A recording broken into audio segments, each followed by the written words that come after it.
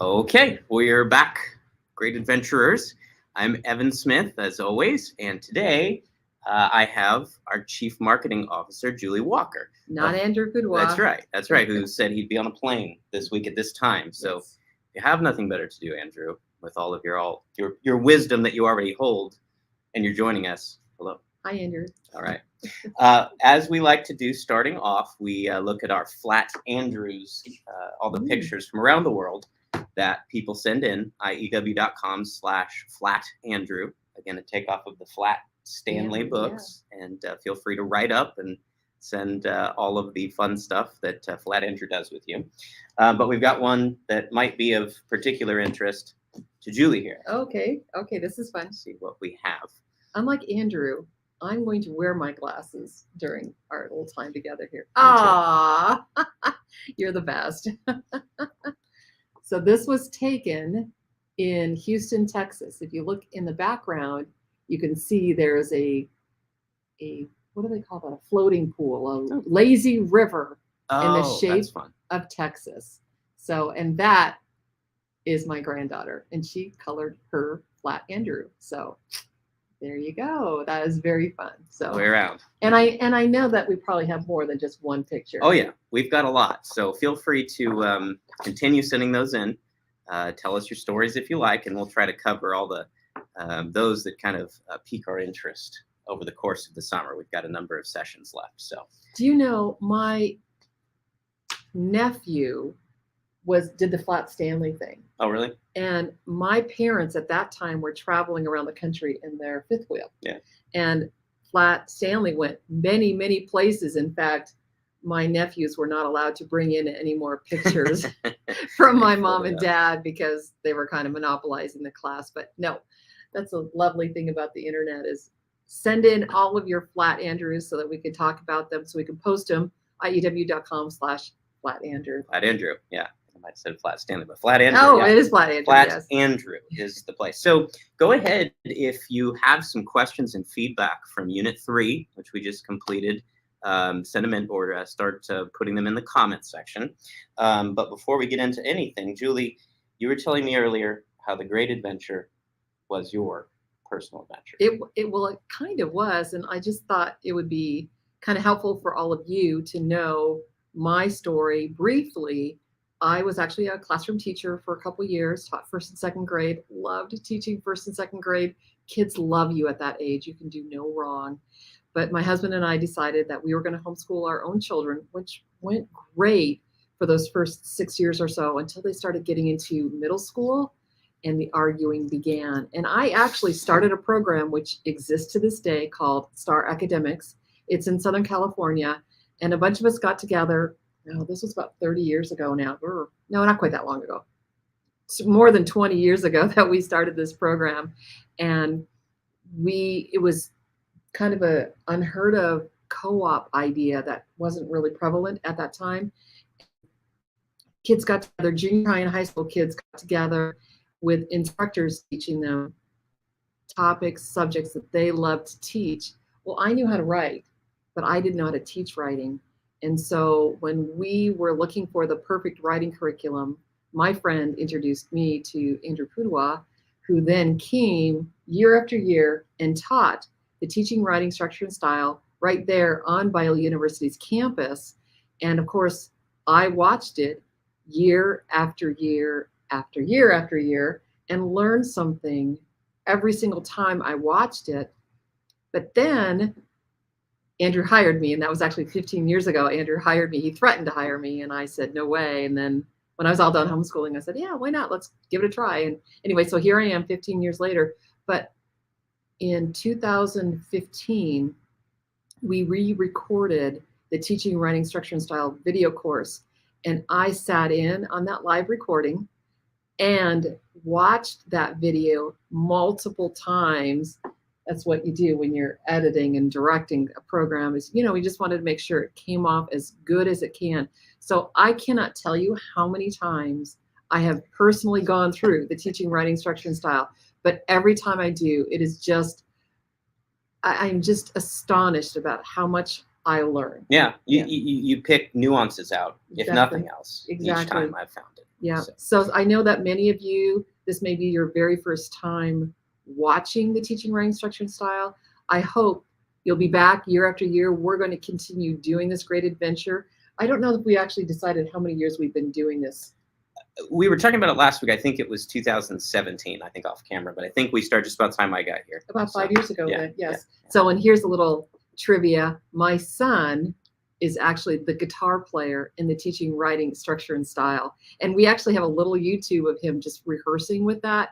And so I've asked Laura to post that link to that YouTube so you can kind of see him playing the guitar and kind of figuring out this really complicated piece. So the IAW theme song. Yeah, kind of. Yeah, very much so. And I think you mentioned you still have a couple of the set pieces from teaching, writing, structure, and style. Didn't you take a few? You had some somewhere, I thought. I'm sorry. For a time.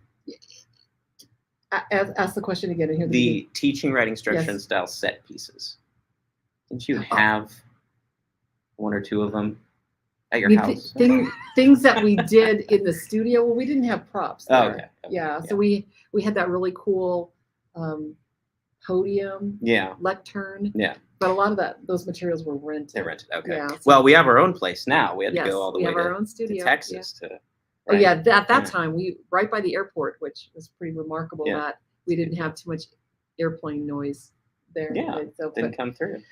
Yeah, It was a great adventure then, and it continues to be a great adventure even to this day. So thanks for being a part of this. Thanks for letting me be a part of this, Evan. So. You're very welcome. Yeah. We'll get into Unit 3 here, since that's what we just did. We watched through the videos and we're able to accomplish your practicum. If you have more questions that we can't get to today, definitely call customer service and we'll help you along. Let's dig in here. So we had Meg asked a question right now. I really struggled with Unit 3. I understand it is a keyword outline based on story sequence, so to help the student with a book report, etc. However, I feel like I did it wrong and I did it 4 times. I then tried to write the story and also struggled a bit with that. Really wanted to have the exact dialogue of the bat and the nightingale for my story. I'm hoping this is a common concern, and I noticed that the final draft of my story did not follow the order of my keyword outline and did not have everything. So there's a lot to unpack there, but essentially this, as we said last week, is the biggest jump. Most people do struggle moving into Unit 3, be it at the primary, middle, high school, and obviously teaching adults, teaching at the adult level. Right. So the first point there, keyword outline based, yes, but it's not just keywords from each sentence. We are doing what? Keywords from questions Answering based questions. On the story sequence chart. And as Andrew demonstrates in the video, let me have one of your pieces of paper here. Sure. Here's his Evan story. I'm going to curl it up. I'm going to read the story. I'm going to put it in my brain. Andrew does this much better than me. And then I'm going to pull out the story with questions. So you put the story aside and you don't look at it again until you ask the questions, and that will bring it out. This is why it's so important for you teachers to actually try it yourself, so that when you're ready to walk into a classroom or even with your own students, you kind of have an idea of what questions to ask. Yeah, they're leading questions, so that you can help them create that keyword outline. Characters and setting, conflict or problem, climax resolution. 3-paragraph, it's a 3-paragraph model. It's not keywords from every sentence, so easy. It's keywords from questions that are on the story sequence chart. And this is just one of those, trust the system. It's not always going to be perfect, but it's still going to follow. If you're following the story sequence chart and not doing keywords from every sentence, then you're doing Unit 3, you're doing it right. And if you don't get the exact dialogue as in the original story, that's okay too. Yeah. And Andrew actually talks about this on the DVD or forever streaming, however you're watching the video, to change the characters and setting. And so I thought I'd share with you what I did for my story. A variation? Yes, it's a variation. Yes. So I changed the characters to the bat being yours truly. The nightingale being Andrew Pudewal, right? So he's out there speaking, but he can't speak because he doesn't have an audience. So he needs a marketing person to give him an audience. And there, we all lived happily ever after. And I'm That's fun. Eating mosquitoes and Well, the whole thing, it's the process exactly. and not the product. So it does not have to be pristine. It does not have to be perfect. And just like everything, it's okay if it's a little awkward, even for you as an adult. Yeah. I go back and I look at mine, and it was awkward. It was Yeah. awkward. It worked, but it was awkward. You know, mastery takes time. So it's something to practice. It's something to keep doing. These questions, as he says in the videos, you don't even have to necessarily have them in this exact order as it goes. It's good to keep, Right. especially getting started, but you know, it can flow a little bit more as time goes on. Right. Definitely keep the first paragraph characters and setting, second conflict and problem, third climax resolution for the structure. But it's something that's just going to take time to feel out. Yep. So with Unit 3, I found that it was hard when students use quotes and want to write dialogue. This is actually a really good question. This comes up a lot. Should we be teaching them about how to start it in a new line? And if so, how would that count as a paragraph? Right. Or in a paragraph? Yeah. Right. Yeah. So, well, and I would say to start with, when you're just starting this, don't worry about dialogue. Don't worry about the dialogue paragraph breaks. Just go ahead and put it. Probably most of that's going to come in that problem or conflict paragraph, and just go ahead and keep it as one paragraph. If down the line, maybe it's a second year students, or maybe it's their fourth story that they've done, you can teach them the dialogue where every time you change a new paragraph, you get a new, every time you get a new speaker, you get a new paragraph. And what we recommend doing is doing double spaces between the main structural models and keep the dialogue together. So you'll still do a paragraph break every time there's a new speaker, but as a chunk that stays together in probably paragraph 2 for the most part, maybe even paragraph 3, but you've got a double space in between those paragraphs so that you as a teacher can clearly see, aha, this big chunk right here is actually the problem or conflict paragraph. This chunk down here is the climax and resolution. But to help with this, iew.com/fix. Fix It Grammar is where you can go for these kind of things. So if you haven't learned it yet, go easy. It's the process. Yeah. But you'll pick it up, especially if you work with Fix It. Right. So that's a very good question. That comes up quite a bit. Yeah. Unit 3, if you need more help, again, you can call our customer service department, and we're always available to help. Look at your SW2, your Teaching Writing Instruction Style Seminar Workbook, because there are plenty of samples to look at to get a better feel. Go back in the videos. We've got a lot of webinars, different things you can go back to. So all the help you need, please reach out. We'll be happy to help. So you have, we actually did the Fox and the Crow story sequence outline. You can check that off your list. That's going to come into play later. Don't lose that. You'll want that. Don't have to write from that, just to be clear, but you will need that for later on. Bat and the Nightingale story sequence outline. Are you going to tell them when they need it? Unit 9. You need it for Unit 9. We as painful as Andrew tries to make this, as he says, we do go back and try to help you a little bit. That'll go with your elephant stuff and your Fox and Crow. But hang on to that. You can put it aside for a little while. And just remember that these students that were in that class that you're watching, the Teaching Writing Instruction Style, we did that all in 3 days. Yeah. So, they had a lot of homework. Your Bat Nightingale story sequence outline, which hopefully you also told back just as a good exercise. The Bat Nightingale checklist. I think somebody mentioned they didn't get everything in there, so that's okay. You can go back through your rough draft and maybe see if you can fit things that are not. But to fulfill the requirement, you got to get every aspect of that checklist. And so maybe go back and look at some of the samples and just see, even if it's a little awkward, just for the exercise. It makes sense, grammatically correct. It's good enough for now, and we'll keep making it stronger. Yep. And then, of course, the final draft and your rough draft, which we'll want to see when it's time to submit all of that. If you'd like to become accredited.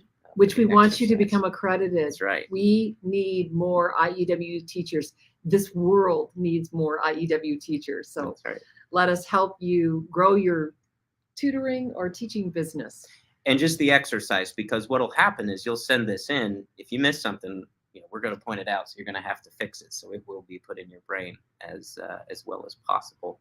by doing this and staying with us with all it. Lisa mentioned one more thing here. Andrew had talked about the importance of lists on the wall for students to see. Can you give some ideas on how to make them more interactive? Well, first of all, nice colors and pictures and things like this with the models. We've got these posters you can order, the large size, the mini ones for sure, and the different lists that you build in your own classroom for ly adverbs and things like that could go anywhere on the wall with poster board, anything like that. Interactive, I'd go back and maybe watch the section when Andrew's talking through just this in the first place, because one of my favorite things in the whole seminar is when he tells the Patty Whack joke with the story sequence chart. So relevancy is always a huge thing. If you can either engage with humor or maybe something that's being studied in another area, talk about it like that. Use some words to throw it in the history lesson or whatever it is. Right. Well, and you will see Andrew do this in class where he is brainstorming LYs or strong verbs to go with a particular story. He's getting input from his kids, his class, and he's putting on the board. So that's pretty interactive. I think that's one of the biggest things, is that it doesn't all come from him. We have our sources that we're pulling from, that he's prompting them to bring the content, as they go. That's a very important part. So the more that you can engage them and pull it out of their brains, give them the things to put in, help them pull it back out, the more interactive it'll be, I suppose. So let's segue into Unit 4, because we've got a couple questions that came in through email that actually kind of are relevant to that, especially when it comes to some of the dress-ups. We had the sentence openers at the end of video 3, even though they weren't on the practicum assignments. We gave you just time the way that best we could set that up for you. So you can go back and review those before you do your practicum assignments this time with Unit 4, since you will be doing them this time. But indicators are a very important point for the students to make sure they've covered everything, and for teachers to know what they're looking for to grade. Juliana Trim asked with the indicators, do I put them in the text or margins in the final? And that would be specifically sentence openers in the text in brackets if you're typing, or as Andrew prefers, in the margins. That's good. Yes, we definitely want to see them in the final drafts so that we know where to find them, as we talk about with grading. Or she asked if we just need to underline the words, like the first word in the sentence. Oh, please this is what's going to happen in your class. You are a good teacher. You have judiciously required your students to underline their dress-ups, underline the ly word, underline the who or the which, not the whole clause. You have done such a great job. And now you're going to introduce sentence openers. And your kids are going to, I guarantee it, they're going to underline sentence openers because you did such a great job of teaching them to underline. You don't underline sentence openers. The first sentence opener we introduce is a preposition. Just underline the preposition, right? No. You put the number 2 in the margin, and that's how you do it. Either write it in, or if you are typing and submitting a typed paper, then you put it in brackets right before the sentence. But honestly, in this day and age, just type it, double spaced, final. This is your final draft now. Type it, double space. It's perfect. Everything's great. Print it out, put the numbers in the margin, circle the numbers, and then scan it in and submit it. That makes it easier for us to review that. And that's really what we want your students to do, if possible. If not, if you are teaching in an online environment and the only way that makes sense for you and your environment, then you do that bracket thing. Which answers a few questions here. Let's see, we had Lindsay asked, would we send everything back? I was halfway through before this started, so I have through Unit 5 handwritten. It's okay, we're still accepting handwritten assignments. Typing would be preferred. We don't send it back. And we need to have record of what you did, so you'll want to make copies. Or just scan it all in. That's fine too. We can read through your scans. That again be easier and quicker for everybody too. And then Lisa asked, can the sentence openers be identified in brackets just before the opener in that instance? You got it. And you'll see those examples in the seminar workbook. So that'll suffice. Holly, actually, let's go through the model, what they'll be doing first, because Holly has a very good question. Unit 4. This is a linchpin. Did you know that? This is the linchpin of structure and style. This is kind of the thing that holds everything else together. Up until this point, we've just been kind of playing, but now we're getting into some serious writing. And this, we spend some time talking about writing a précis. My boys did when they were in high school and college. What's a précis? Well, a précis is essentially a unit 4, a summary of information. So your kids will need this through high school and on into college. Yeah. Summarizing is such an important skill. Yeah. This is such an important skill. Yeah, it really is. It, as Andrew says, the guts. The guts. Units 4 and 6 end up being the guts of Unit 8 anyway. But yeah, being It's- able to pull it's his- from. Unit 4 and 6 are his favorite units. Yeah. Not Yeah. mine, but still, it's still very important. So we will be choosing keywords from facts, like you did differently in Unit 3. You're answering questions in the keyword outline format. You will be pulling keywords from facts. And that can be facts that are interesting, important, relevant. Andrew, of course, will go through all of this in the videos extensively and work through with you. So he's going to help you with your practicum assignment, which we'll cover shortly.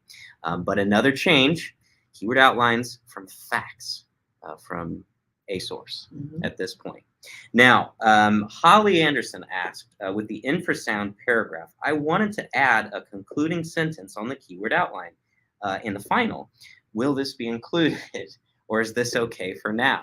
So you're okay with that. Leave it as it is. Just go through the exercise that you did before, because what we're about to introduce in Unit 4 is one of my favorite things of all time, called the topic clincher rule. It's also one of the more challenging things, again, that we encounter early on that takes a little time to get comfortable with. So this is clear, cohesive paragraphs. That's what they say about good writing. Good writing is organized. That's our sentence structures. I'm sorry, that's our unit structures. Organized, clear, cohesive paragraphs. That's the topic clincher rule. Interesting variety of sentence structures and interesting vocabulary. These are things that all good writing is. If you look anywhere, that's what they want in good writing. Clear, cohesive paragraphs. How do we do that, Evan? Structure and style. And the topic. Topic clincher, sorry. Clear, cohesive paragraphs is that topic clincher rule. And I think one of the easiest ways that I have found to teach it, especially at the young age, is literally take that introductory sentence, their topic sentence, rewrite it, and then change a few words. So the rule, everybody get your hands up. Yeah. You're not going to know this. No, they haven't watched it yet. Okay, they don't know But that. it's a little well, yeah. Okay, We'll let Andrew the do it. topic sentence and the clincher sentence must repeat or reflect 2 or 3 key words. Okay. You'll see it. Yeah. You'll see them do that. But he will spend plenty of time talking about the topic clincher. But yeah, you want to wrap it up. One of my sons that was in the SSS videos, my middle son, you know well, he would go on and on and on and on and on and on and on and on. And this is addressed. This is, for me, why topic clincher made so much sense, because it helps you just wrap it up. It's just the structure of the thing. If he wants to write some more on the side, go ahead. But for this, all of a sudden, something that started floating off was brought back in, reined back in, made sense. That plane. And worked out pretty well at the end. So even though you may not formally do a topic clincher in your writing as you go forward, the idea is still there. The practice of doing this sort of thing and adding that final sentence, what we call a clincher sentence, Holly, is now going to be your task. So, and you'll do a topic clincher in all of your paragraphs going forward, with a few exceptions. All of your topic-based paragraphs will now have topic clinchers. That's right. Body paragraphs primarily. Units 4, 5, 6, 7, although we're going to get into intro and conclusion there, which don't have it. We'll get there. 8, but not 9. Not 9, but some of the advanced models we do bring it back. That's true. Okay, so you have the 4th video that you'll be watching this week, and that will cover summarizing a reference, which is Unit 4, and it will talk about the decorations. We will not have the decorations on this practicum assignment. They will be there in Unit 5, so you'll want to go back and review, but go ahead and just watch through the whole video. It's about 25 minutes or so on that. The interesting thing with decorations is, as a teacher, you can sprinkle them in earlier. Say you encounter a lot of similes in some books and things like kind that. of Andrew foreshadowing. Right, right. Let's do an alliteration. This is fun, and then later but require more. You're not required to do this yet, but that'll be at the very end of the video. So summarizing reference. Let's talk about common issues with the practicum, though, that you'll encounter for Unit 4. You'll have your keyword outline that Andrew will actually work through the entirety of with you, and all of the sentences. Checklist, which has everything you'll need to do. Do what you check and check what you do. One of the biggest things that come up now when we're looking at these as accreditors is the part of the rule of the sentence openers that you may say each one in every paragraph as possible. What does as possible mean? So in one of the videos, Structure and Style for Students videos, I think it's year 2, level C. I can't remember right off the top of my head when Andrew does this, but he talks to the kids about what it means as possible. It doesn't mean you are not able to do it. It means as possible in that you have the number of sentences as sentence openers. So let me tell you how he explained it. He said, here's a basketball net. I cannot put a basketball in that. It is not possible for me to do that because, I don't know, skill-wise, he didn't think he was capable of putting a ball on a bat. I wouldn't be able to either. But give me a ladder, and now it's possible. Your kids, you have a ladder. It is possible for you to do all 6 sentence openers in every paragraph, provided you have 6 sentences. So if you only have 5 sentences, it is not possible for you to do all 6. There are 2 options here. You can either add another sentence, or which is what we would prefer, honestly, or leave one out. Leave one of the sentence openers out.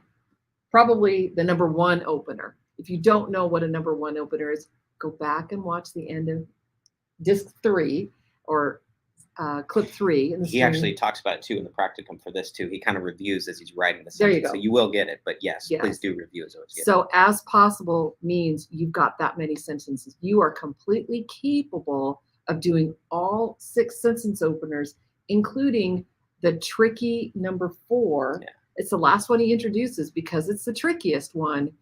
Watch Andrew teach it and just know that the thing after the comma is the thing doing the inging. And if you remember that rule and you've got a comma in there, your number 4s are going to be correct. If you submit your practicum to our accrediting team and your number 4 is not correct, they're going to kick it back. Yep. So you got to do it. Gotta get it right. You can. It is possible. You can do it. Now, let's also clarify, too, because the Unit 4 Practicum checklist, if you flip to this in your seminar workbook, you'll see that each paragraph under the structure, it says each paragraph contains at least 4 sentences. So you want to check your checklist to make sure that you're meeting that criteria as well, because that'll kind of dictate what you are being asked to do of sentence openers. Now, Andrew's going to write, I think, 7 sentences with you. So there's no reason why you can't get all of your sentence openers in this. Right. But as we go forward, we'll make sure we cover what is the requirements as this video begins, all about length, dictate, structure, all of that good stuff. What the requirement is as far as length and all of that. So basically, this one, put all your sentence openers in there. And please try to put all your sentence openers in there just for the sheer practice of it. That's the whole idea. I thought you were going to say sheer joy of it. It is a joy to complete all the sentence openers. I told Andrew last week that was the thing that started really intimidating me with this because it seemed too grammar-ish, to me. I don't remember this time. But then, especially with Structure and Style for Students, that's the thing that started exciting me the most because variety. Yeah. As he says in the videos, and that's how it gets interesting. Students can convey things so much more effectively. Well, and let me just add, as you're teaching this, you are not going to dump all 6 sentence openers on your students in one day. I hope you've heard that enough. Hope you've heard easy +1 enough that you will just give them 1 sentence opener a week if they're ready for it. That means that when they just have 1, they're just identifying one sentence. So number 2 opener. And then the number 3 opener, they're going to have to do 2 and 3. You, however, know all 6 of them, which means you need to label all of your sentences, not just the 6. If you've got 12 sentences in your paragraph, you have to label all 12 of them. You get to label all 12 of them. All those endorphins. I love it. It's not like the dress ups. The dress ups, you only underline one of each in every paragraph. With your sentence openers, once you know all 6, then you label all of them. So your kids may not be doing this for several months. They won't be labeling all of them. That's so that you can get that rule of no more than 2 in a row. Right. Part of sentence openers. Right. So, and rule of thumb with as possible, just so it's clear as anything could possibly be. You've got a ladder. I couldn't think of a number 5. That's not a good thought. That doesn't work. I didn't feel like it. That doesn't work. Oops, I forgot. I didn't feel like it. These are things that Maria Gerber and I have encountered in the accreditation process. Sorry, Maria. Yeah. So, as possible means what is there in the paper. You can do it with this. We want to see it in this. And you just need to practice this. Just practice it. Yeah. And then you'll do all the better with your students. Okay. You actually hit on a number of the points with the sentence openers there. Do you have any? I mean, he really drills the number 4, the ing opener. So we'll kind of let Andrew do that. Number 6 openers, the very short sentences. Sometimes we see fragments. Sometimes it's hard to get. Do you have any tips just in general for the number 6? Because for something so short, sometimes seems to be a little more difficult than you might think. Right. It's not really a tip. It's just follow the instructions. A number 6 opener must have a verb. There you go. So even if it's an implied subject, it still has to have a verb.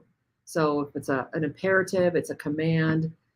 Right now, that counts. That's 2, right? Right. It can't be one word. 2 to how many words? 2 to 5. Yeah. I know. Number 6 opener, not 6 words, 5 words, 2 to 5 words. One of those words has to be a verb.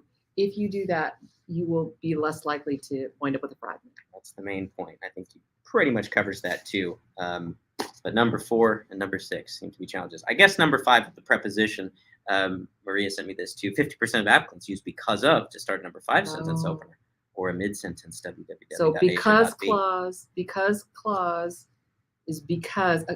Well, let's talk about. Can we just see real quick? Go for it. A little grammar here. A phrase doesn't have a verb. Remember, look back to conversations 2 sentences ago. A phrase does not have a verb. A clause has a verb. So once you put because of, you've now made it a preposition and you don't have a verb in there. So double check, make sure your number 5 opener has a verb in there, but it's not the main verb of the sentence. Right. It's just a dependent clause, which requires a comma. Wow, I said it's so grammar geek. IEW.com/fix. No. Grammar. But a lot of this you just get kind of It's as you're true. going. Remember how many That's times true. I've gone through this, That's right? true. That's true. But to dig in, if that all just sounded like a whole lot to you, start with Fix It Grammar. You could, right? At any age, just Yeah. start with Fix It Grammar. Yeah. It's a very helpful and a lot more approachable way than most It's true. most of us Very experienced growing up. Someone asked, let's see, Brittany said, do they let us redo it if they kick it back first time doing this? Yes, you have 2 more, well, kind of a 3 strikes and you're out. We'll kind of clarify all of that at the final Zoom call with all of this about accreditation. But yes, you'll get a chance. If you're close, you're going to get it. You know, just listen to what we have, go back and watch the videos, but we'll guide you. If not, maybe you take some time and come back to it a little bit later if you want to be official. Yes, we want you to be. But also by teaching is one of the best ways to learn, as Andrew says. So by doing this with your students, wherever you are. And honestly, if the only mistake you make in your teaching is that you confuse because of with because, it's not really the end of the world. Doing it badly is better than not doing it at all. Yeah, that's very true. I think he says that too. Oh, does on he? all these little Okay. excellent things. Unit 4, you will be doing your keyword outline. That'll be with Andrew. You'll be doing, of course, your checklist, which really is done with Andrew as well. And then, of course, writing a rough draft and your final, which you'll want to save, scan for us, be easiest, but write one way or another. And Andrew helps you significantly in this unit. You'll want to hang on to it because it will be used again as we go forward. So we're getting a little long here. Let's see. Will there be a Zoom session where you talk a bit about theme-based books for high school?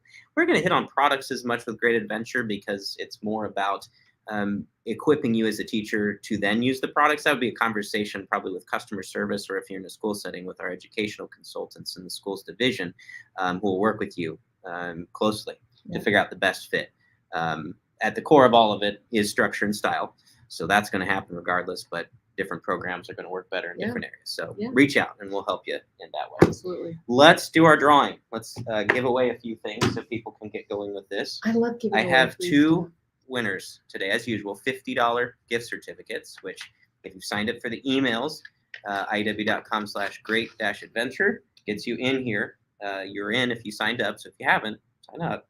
And if you have, you're in it every week. You're in it every week, right? Right. Okay. So, and you don't need to be present to win, but it's sure more fun if you are present. So, all right. Winner number 1 is Alyssa Steele. Congratulations, Alyssa Steele. You are from Florida. Yeah.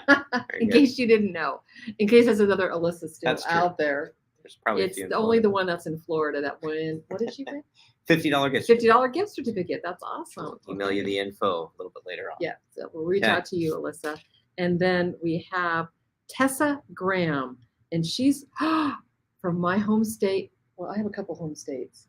I'm from California. Yeah. But I'm also from Minnesota. Right. And did I say that right, Tessa? Minnesota? Yes, she's from Minnesota. So Tessa Graham is our $50 winner. There you go. So all right, we'll reach out to you about that. So sit tight and we'll get to you. You don't have to do anything else except your practicum assignment. Yes. Okay, so we will not be here next Monday because it is the 4th of July. It is, yes. We will be here on Tuesday. We're not going to take a break, a week off this summer. We're going to keep chugging along so that we can really, get her done. Not float away. Yeah. So on the 5th, we'll be doing Unit 5. Okay. And Andrew should be back with me. And Julie will be here once or twice more this summer. Well, I did that little jaw thing because Andrew hates what the unit he likes the least. I shouldn't say he hates it. He doesn't hate it. He dislikes Unit 5. Right. Yeah. Well, Unit 3 wasn't as fancy either, but I think he even left out Unit 5. We'll get into that as time goes on. Talk about that next. But you will end up liking Unit 5 just as many of us have. Yes. It's quite fun. One of my favorites. Yeah. And you'll get a lot out of that one. But for now, Unit 4, you'll learn a little bit about decorations. You won't have to do them. Your Unit 4 practicum has one paragraph and then the sentence openers, the dress-ups. Go through the checklist, reach out, IEW.com, our chat box, our customer service line, IEWinfo@IEW.com. If you have questions, Great Adventure at IEW.com. We're here for you. So thank you for being here, Julie. Oh, it was my pleasure. Good time. And we'll see you all next week. Okay. All right. Bye-bye. Bye.